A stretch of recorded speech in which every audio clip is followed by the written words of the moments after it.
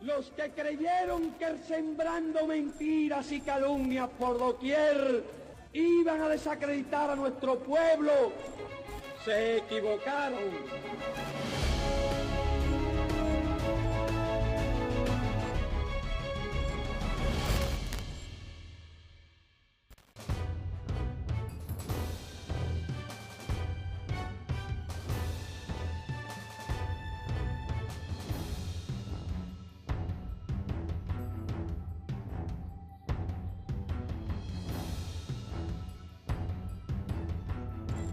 A 9 días de que Donald Trump abandonara definitivamente la presidencia de Estados Unidos, su administración sumó otro castigo a la extensa lista de más de 240 medidas contra Cuba. El Departamento Norteamericano de Estado incluyó nuevamente a La Habana en la lista de países patrocinadores del terrorismo internacional.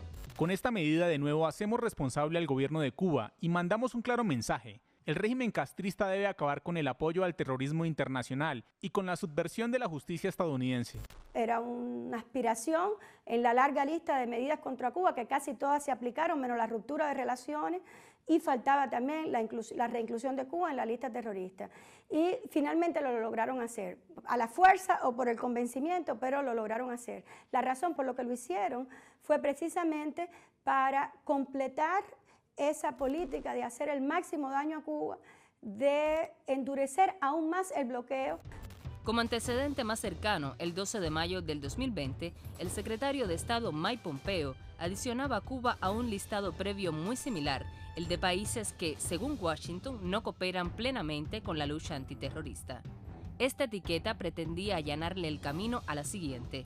Durante 33 años ininterrumpidos, desde 1982 a 2015, Cuba apareció en ese tipo de listas unilaterales, arbitrarias y altamente politizadas. Esta medida se toma por un gobierno saliente con el objetivo evidente para todo el mundo de tratar de imponer obstáculos a cualquier recomposición futura de las relaciones entre Cuba y los Estados Unidos. Es un propósito deliberado y que se detecta desde el momento en que fue pronunciado esta calificación contra nuestro país. Nosotros insistimos que se trata de una calumnia, de una injuria contra Cuba. Durante los últimos 60 años, Cuba ha sido objeto de centenares de actos terroristas que acabaron con la vida de unas 3.400 personas. Incursiones militares, medidas de coerción económica, guerras biológica, psicológica y mediática se registran en la demanda del pueblo de Cuba al gobierno de Estados Unidos por daños humanos. El documento fechado en 1999 también precisa la ejecución de actos de sabotaje e intentos de asesinato a los principales líderes del gobierno, así como atentados contra personal diplomático en el exterior. En cambio, no existe evidencia alguna de que la isla haya organizado, auspiciado o colaborado con ningún acto de terror hacia otro país. Cuba es un país víctima del terrorismo, de terrorismo que ha sido organizado, financiado y perpetrado por el gobierno de los Estados Unidos o por individuos y organizaciones que radican en territorio de los Estados Unidos o que operan desde territorio de los Estados Unidos con la tolerancia de las autoridades de ese país.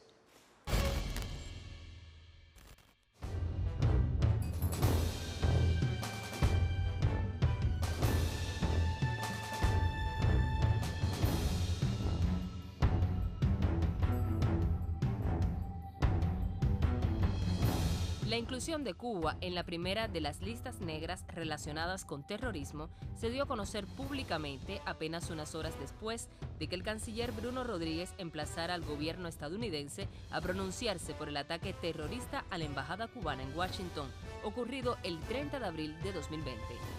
El Departamento de Estado y el gobierno de los Estados Unidos lamentablemente han optado por silenciar este grave ataque terrorista.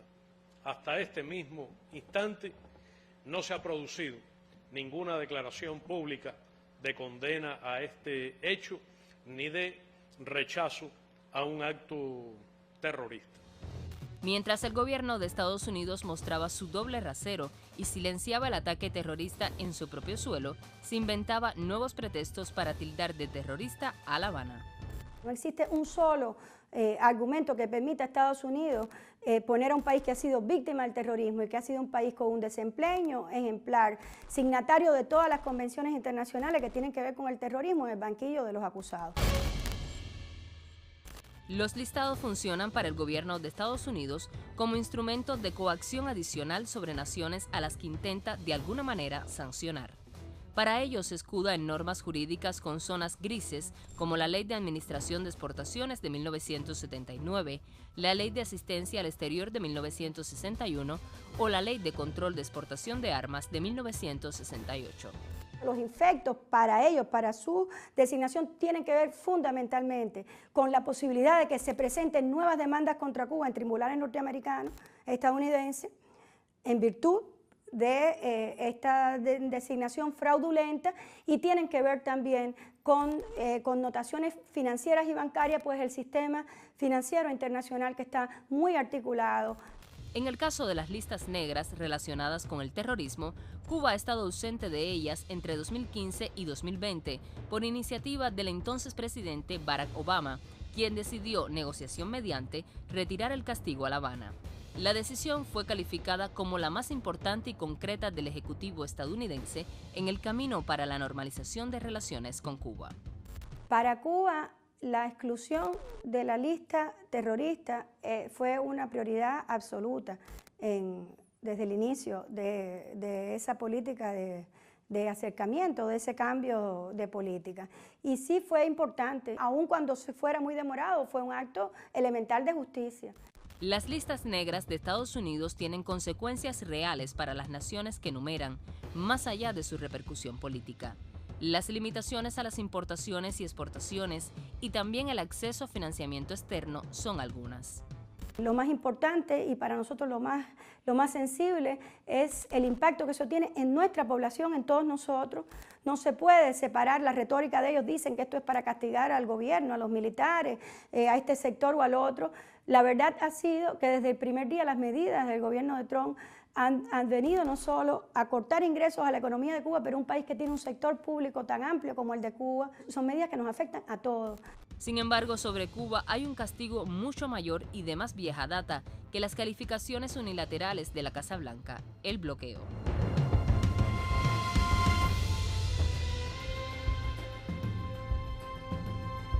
Son medidas muy duras que se ponen encima de 60 años de bloqueo y de 240 medidas coercitivas unilaterales tomadas por el gobierno de Trump, muchas de ellas en el año en que Cuba enfrenta el impacto combinado de una pandemia.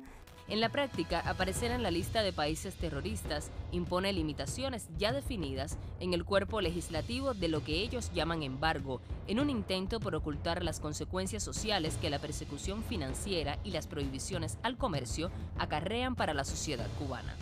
Sin duda, además de castigar a Cuba, además de hacernos la vida más difícil y tratar de hacer colapsar la economía de Cuba y, por supuesto, a la revolución, pues toda la política de Trump todo el tiempo ha sido agredir a Cuba y buscar pretextos para tratar de responsabilizar a Cuba con lo que nos pasa.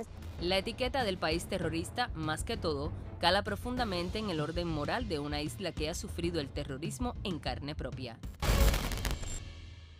Cuando se trata del tema del terrorismo, se da el hecho de que Cuba, que ha sido un país sometido a actividades terroristas durante décadas por el gobierno más terrorista de la contemporaneidad, según ellos entonces se convierte en el malo, en el terrorista, y ellos son los buenos, los que juzgan, los que deciden, los que decretan quién es terrorista y quién es no.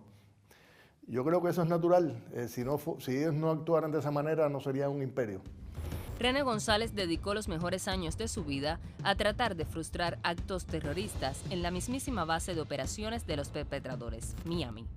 Hoy es héroe para Cuba, junto a otros 4 cubanos que también infiltraron los grupos anticastristas violentos de la Florida, y su heroicidad ha llegado a la gran pantalla de la mano de una coproducción cinematográfica internacional que, sin ningún tipo de compromiso ideológico con Cuba, reconoce y pone en blanco y negro el hecho de que Estados Unidos organizó y ejecutó durante décadas actos terroristas contra la isla.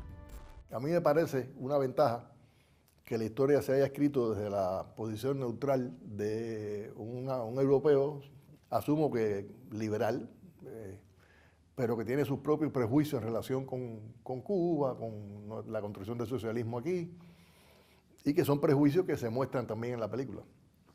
Pero yo creo que eso le da mayor credibilidad frente a un público que no conocía la historia y que de pronto se enfrenta al hecho de que Cuba ha sido sometida a actividades terroristas por tantos años desde los Estados Unidos.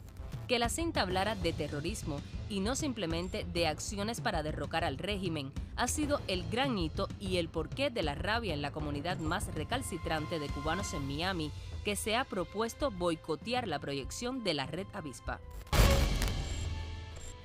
Cuba ha ratificado las 12 convenciones internacionales sobre terrorismo. Le ha propuesto a las administraciones estadounidenses una y otra vez firmar un acuerdo de cooperación en la materia. El gobierno de la isla condena cada hecho terrorista que se produce a nivel global. Fue en La Habana, en 2014, que el entonces presidente cubano Raúl Castro proclamara a América Latina como zona de paz. Cuba no le reconoce autoridad a las listas de calificación de países que emite el Departamento de Estado.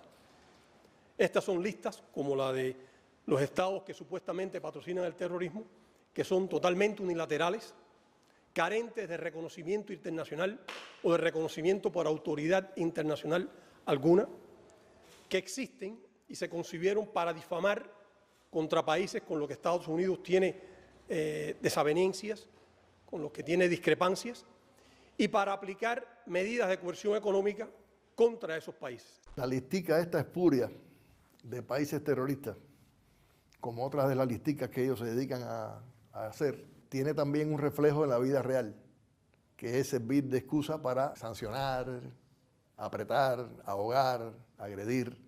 La lista de países terroristas no es solamente una maniobra de propaganda. Sirve de base para que ellos apliquen sanciones. Y yo pienso que tiene mucha relación con la manera en que cada una de las administraciones norteamericanas ve el bloqueo como un arma contra Cuba.